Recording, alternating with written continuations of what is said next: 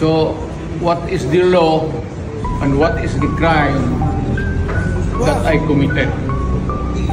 Show to me now the legal basis for my being here.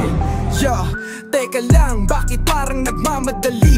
Pinipilit dalhin para may nagmamaniobra, di mo ba mapansin? Dating presidente, kinit na parang kriminal. Batas ng bayan nilalampasan, pinalalabas na legal. Interpol daw ang dahilan, pero teka, sino ba nagutos? Pulis na tagapagtanggol, ginawang instrumento ng panguutos. Mandato ng pulis, proteksyon ng mamamayan, na yun ginagamit para dalhin siya sa ibang bayan. Political persecution, harassment, abuso, kalayaan, kinuha, parang tinanggal ang puso.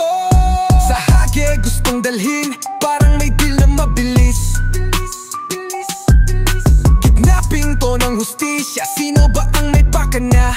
Sis Pinoy ang huhusga, dapat dito sa sariling lupa. Pero bakit parang minadali, parang may gustong umupa? Paratang na may dugo, di binigyan ng hustisya rito. Diniretso ICC, parang wala na tayong respeto. Pulis na dapat tanod, nagmando ng lakas, ginawang pantulak, parang wala ng batas. Sino ba nagpasimuno ng ganitong kabaliwan? Sa ngalan ng politika, kalayaan, binibitag ng kasamaan. Political persecution, harassment, abuso, kalayaan, kinuha, parang tinanggal ang puso.